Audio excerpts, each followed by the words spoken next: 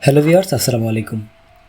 আজকে আমি আপনাদেরকে দেখাবো যে আপনারা যারা বাংলাদেশ পুলিশের যে ক্যাডেট এএসআই পদে যারা আবেদন করতে চান অনলাইনের মাধ্যমে, কীভাবে হচ্ছে আপনি ঘরে বসেই আপনার মোবাইল অথবা কম্পিউটার দিয়ে অনলাইনের মাধ্যমে হচ্ছে আবেদনটি করবেন এবং সেটা কীভাবে একদম নির্ভুলভাবে করবেন সেটা আজকের এই ভিডিওতে দেখাবো। অর্থাৎ এএসআই পদে যে আবেদন প্রক্রিয়া, সে আবেদন প্রক্রিয়াটা আজকের এই ভিডিওতে আমি আপনাদেরকে দেখাবো। আপনারা দেখতে পাচ্ছেন যে আবেদনের সময়সীমা কিন্তু 28 এপ্রিল থেকে শুরু হয়েছে এবং শেষ হবে কিন্তু মে মাসের 27 তারিখে। এবং আপনারা আশা করি সার্কুলার সম্পর্কে বিস্তারিত জেনেছেন। সো আজকের এই ভিডিওতে আমি আপনাদেরকে সম্পূর্ণ আবেদন প্রক্রিয়াটি দেখাবো। এজন্য ভিডিওটি অবশ্যই স্কিপ না করে সম্পূর্ণ দেখার অনুরোধ রইল। তো আবেদন প্রক্রিয়া শুরু করার আগে প্রথমে আপনি আপনার শিক্ষাগত যোগ্যতা, শারীরিক যোগ্যতা এবং আপনার বয়স যেটা 18 থেকে 22 বছর সেটা ওই নির্দিষ্ট সময়সীমার মধ্যে আছে কিনা সেটা অবশ্যই চেক করে নেবেন। এবং আপনারা যারা অনলাইনের মাধ্যমে হচ্ছে আবেদন করাতে চান তারা হচ্ছে স্ক্রিনে দেওয়া হোয়াটসঅ্যাপ নাম্বারে আমাদের সাথে যোগাযোগ করতে পারেন। তো চলেন আমরা আবেদন প্রক্রিয়াটি শুরু করছি। সো প্রথমে আপনি যে কোনো একটি ব্রাউজারে চলে আসবেন। ব্রাউজারে চলে আসার পরে এখান থেকে টাইপ করতে হবে, এই যে দেখতে পাচ্ছেন police.teletalk.com.bd। এটা লেখার পর হচ্ছে আপনি সার্চ করবেন। সার্চ করলে হচ্ছে আপনাদের সামনে ঠিক এরকম একটি ওয়েবসাইট চলে আসবে। এই যে দেখতে পাচ্ছেন government of the people's republic of Bangladesh, Bangladesh পুলিশের যে টেলিটকের যে ওয়েবসাইট, সেই ওয়েবসাইটে চলে আসবে। এখান থেকে আপনারা দেখতে পাচ্ছেন 2 নম্বরে যে অপশনটা দেখতে পাচ্ছেন cadet assistant sub inspector of police, এখানে আনআর্মড যেটা রয়েছে সেটা হচ্ছে নিরস্ত্র। আপনারা দেখবেন সার্কুলার দিকে যদি তাকান তাহলে লেখা রয়েছে নিরস্ত্র, আর নিরস্ত্র যেটা দেখাচ্ছে, ঠিক আছে। আচ্ছা, এ পর্যায়ে আবেদন করার জন্য আপনারা যেটা করবেন এখান থেকে দেখতে পাচ্ছেন cadet assistant sub inspector of police unarmed যেটা রয়েছে এটাই হচ্ছে মূলত এএসআই। এই যে এএসআই, এটা তো হচ্ছে আপনারা জাস্ট এখানে ক্লিক করবেন।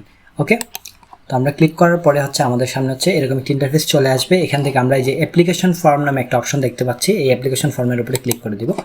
এটা অ্যাপ্লিকেশন ফর্মের উপরে ক্লিক করার পরে এখান থেকে দেখতে পাচ্ছেন ক্যাডেট অ্যাসিস্ট্যান্ট সাব ইন্সপেক্টর, এইখানে এই যে এখানে একটা টিক মার্ক দিয়ে দিবেন। এখানে ক্লিক করার পরে এখান থেকে নেক্সটে ক্লিক করবেন।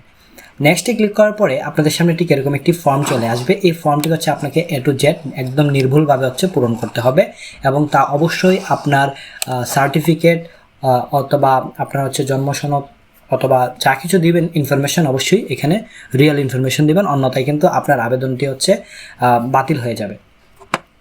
তো এখান থেকে দেখতে পাচ্ছেন আমাদেরকে এখানে এই সবগুলো হচ্ছে ফিল আপ করতে হবে। সো এখানে প্রথমেই লেখা রয়েছে name of the post cadet sub assistant sub inspector, এখানে দেখতে পাচ্ছেন আনআর্মড, এবং পাশে লেখা রয়েছে ডিপার্টমেন্টাল পুলিশ। আপনি যদি পুলিশের সদস্য হয়ে থাকেন এবং এএসআই পদে যদি আবেদন করতে চান তাহলে এখানে ক্লিক করবেন। এই ক্ষেত্রে বয়সটা হচ্ছে 25 বছর পর্যন্ত শিথিলযোগ্য, আমি যতটুকু জানি। আপনার সার্কুলার একটু চেক করে নেবেন। আর যদি না হন তাহলে সেটাকে টিক মার্কটা উঠিয়ে দেবেন। তারপর এখানে আপনার অ্যাপ্লিকেশন নেম দিতে হবে, ফাদার্স নেম, মাদার্স নেম, এখানে যে ইনফরমেশনগুলো রয়েছে এই ইনফরমেশনগুলো হচ্ছে প্রথমে আপনাকে হচ্ছে A to Z দিয়ে দিতে হবে। তো চলুন আমি আগে ইনফরমেশনগুলো ফিল আপ করছি। ফিল আপ করার পরে আপনাদেরকে বলে দিচ্ছি কীভাবে হচ্ছে আপনি এগুলো হচ্ছে step by step fill up করবেন। আচ্ছা, তো প্রথমে হচ্ছে এখান থেকে আপনার নাম দিয়ে দিতে হবে, অ্যাপ্লিক্যান্টস নেম, এটা আপনার সার্টিফিকেট অনুযায়ী দেখে দেখে দিয়ে দেবেন যেভাবে রয়েছে।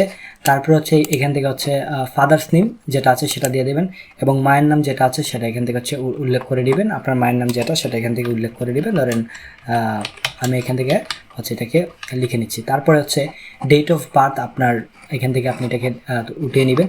জেন্ডার অবশ্যই মেল নাকি ফিমেল সেটা সিলেক্ট করবেন। আপনার রিলিজিয়ন যেটা আপনি হিন্দু নাকি মুসলিম নাকি খ্রিস্টান সেটা সিলেক্ট করবেন। তারপর এখানে ব্লাড গ্রুপ অবশ্যই আপনার ব্লাড টেস্ট করিয়ে নিতে হবে, আর যদি ব্লাড টেস্ট করা থাকে অলরেডি তাহলে আপনি অবশ্যই জানেন আপনার ব্লাড গ্রুপ যেটা এখান থেকে হচ্ছে সিলেক্ট করে দিবেন। তারপরে ক্যাটাগরি, আপনি কি জেনারেল নাকি চিলড্রেন অফ ফ্রিডম ফাইটার নাকি আরও থার্ড জেন্ডার, এরকম যদি কিছু থাকে তাহলে দিতে পারেন। যেহেতু বেশিরভাগই সাধারণ কোটায় থাকে তাহলে এটা এখান থেকে জেনারেল দিয়ে দেবেন। হাইট এবং ওয়েটের যে ব্যাপারটা এখানে দেখতে পাচ্ছেন, আপনার হাইট অবশ্যই দিয়ে দেবেন এখান থেকে 5 ফিট, আর এখান থেকে ইঞ্চি হচ্ছে কত ইঞ্চি আপনি সেটা দিয়ে দেবেন। ধরেন আমার ক্ষেত্রে দিলাম 5 ফুট 7 ইঞ্চি, এটা আমি সিলেক্ট করলাম। তারপর আপনার ওজন যতটুকু সেটা হচ্ছে আপনি এখান থেকে সিলেক্ট করে দিবেন।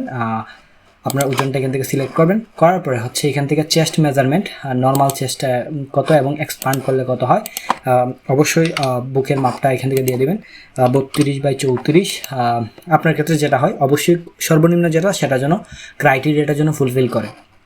ন্যাশনালিটি বাংলাদেশি থাকবে। বার্থ রেজিস্ট্রেশন নাম্বার আপনার দিয়ে দিতে হবে অবশ্যই ইয়েস দেওয়ার পরে আপনার যে বার্থ রেজিস্ট্রেশন নাম্বার যেটা রয়েছে সেটা হচ্ছে আপনি দেখে হচ্ছে এখান থেকে আপনি হচ্ছে উঠিয়ে নেবেন আপনার জন্ম সনদ নাম্বার আর কি। তারপরে আপনার যদি ন্যাশনাল আইডি কার্ড থাকে ইয়েস দিবেন, এবং দেওয়ার পরে আপনার এনআইডি কার্ডের যে নাম্বার সেটা হচ্ছে এখান থেকে এরকম হচ্ছে সিলেক্ট করে নেবেন। ওকে, আচ্ছা, তো করার পরে হচ্ছে আমি এখানে সবগুলো ইনফরমেশন সঠিকভাবে দিচ্ছি না, কারণ হচ্ছে এই যে এটা হচ্ছে আমি আপনাদেরকে দেখানোর জন্য দিচ্ছি, এই জন্য এগুলো ইনফরমেশনগুলো ঠিক না, বাট আপনি দেখে আপনারটা দিয়ে দিবেন। মেরিটাল স্ট্যাটাস যেটা সেটা অবশ্যই সিঙ্গেল থাকবে। এখন প্রেজেন্ট অ্যাড্রেস এবং permanent address, care of father নাকি কেয়ার অফ মাদার, অর্থাৎ কেয়ার অফটা হচ্ছে আপনার যদি বাবা থাকে তাহলে আপনি বাবার নাম দিবেন, মা থাকলে মায়ের নাম, বাবা মা কেউ না থাকলে যদি অন্য কেউ থাকে তার অভিভাবক আর কি, সেটা হচ্ছে তার নাম দিবেন আপনার অভিভাবকের ক্ষেত্রে। আপনার ভিলেজ কোনটা সেটা হচ্ছে আপনি এখান থেকে দিয়ে দিলেন, একটা ভিলেজ, আপনার ভিলেজের নামটা দিয়ে দিলেন। তারপরে ডিস্ট্রিক্ট, তারপরে হচ্ছে উপজেলা, পোস্ট অফিস, পোস্টাল কোড কোনটা সেটা দিয়ে দেবেন। দেওয়ার পরে আপনার প্রেজেন্ট অ্যাড্রেস এবং পার্মানেন্ট অ্যাড্রেস যদি সেম হয় তাহলে টিক মার্ক দেবেন, আর না থাকলে হচ্ছে আপনি আবার পার্মানেন্ট অ্যাড্রেস যেটা সেটাও এখান থেকে লিখে নেবেন। তারপরে এখান থেকে আপনার এসএসসি এবং এইচএসসি, যেটা আপনারা সবাই জানেন, এই এএসআই পদে আপনাকে আবেদন করার জন্য অবশ্যই এসএসসি এবং এইচএসসি উভয় পরীক্ষায় হচ্ছে আপনাকে জিপিএ 3.50 পেতেই হবে, আদারওয়াইজ কিন্তু আপনি এই সার্কুলারে আবেদন করার জন্য উপযুক্ত না। সো এসএসসি হচ্ছে আপনি এখান থেকে আপনার এসএসসি এইচএসসি যে ইনফরমেশন এগুলো দিয়ে দিবেন। দেওয়ার পরে এখান থেকে আপনি এখান থেকে দেখতে পাচ্ছেন বাকি যদি কোনো স্কিল থাকে সেটা দিয়ে দিবেন, যেমন টাইপ অফ স্কিল, আপনার কোন ধরনের স্কিল আছে সেটা এখান থেকে আপনি হচ্ছে সিলেক্ট করে নেবেন, সিলেক্ট করেছে এটা দিয়ে দিবেন। তারপরে হচ্ছে এখান থেকে কোনো ক্রিমিনাল কেস আছে কিনা সেটা দেবেন, অবশ্যই নাই, এবং তারপর হচ্ছে আপনাকে ভেরিফিকেশন কোডটা দিতে হবে। সো আমি আপনাদেরকে হচ্ছে ফিল আপ করে বাকিটা দেখাচ্ছি। আচ্ছা, তো ভিউয়ার সবগুলো ইনফরমেশন যদি আপনি ঠিকঠাকভাবে এখানে বসিয়ে দেন, বসিয়ে দেওয়ার পরে হচ্ছে এখানে আপনার একটা ভেরিফিকেশন কোড আসবে। এই যে ভেরিফিকেশন কোডটা দেওয়া থাকবে এটা আপনি দেখে উঠাবেন যেন ভুল না হয়, আপনার ক্ষেত্রে ভিন্ন হতে পারে। সেই কোডটা দেওয়ার পরে এখানে এই যে এই বক্সটাতে টিক দিয়ে দেবেন, the above information is correct and I would like to get to the নেক্সটে ক্লিক করার সাথে সাথে আপনাদের সামনে আপনি যে ইনফরমেশনগুলো দিয়েছেন সেই অ্যাপ্লিকেশন একটা প্রিভিউ পেয়ে যাবেন। এখানে আপনি যে ইনফরমেশন দিয়েছেন সবগুলো ঠিক আছে কিনা একবার সুন্দর করে হচ্ছে চেক করে নেবেন। চেক করে নেওয়ার পরে এখানে দেখতে পাচ্ছেন আপনার ফটো এবং সিগনেচার আপলোড করতে হবে। ফটোর সাইজ হতে হবে 300x300 পিক্সেল, এবং সিগনেচারের যে সাইজ সেটা হতে হবে 300x80 পিক্সেল। তো চলুন আমি আমার ফটো এবং সিগনেচার যেটা রয়েছে সেটাকে এখান থেকে সিলেক্ট করে দিচ্ছি।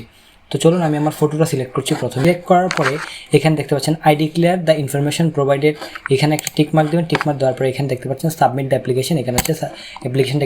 আচ্ছা, তো আবেদন সাবমিট করার পরে আপনারা হচ্ছে একটি অ্যাপ্লিকেশন কপি পেয়ে যাবেন। ওই অ্যাপ্লিকেশন কপিটি পাওয়ার পরে ওইখানে একটি ইউজার আইডি পেয়ে যাবেন। ইউজার আইডি পাওয়ার পরে আপনার যে আবেদন ফি রয়েছে সেই ফিটি হচ্ছে টেলিটক প্রিপেড সিমের মাধ্যমে হচ্ছে আপনাকে পে করতে হবে 48 টাকা ফি। প্রথমে আপনি টেলিটক প্রিপেড সিমে 16222 নাম্বারে চলে যাবেন।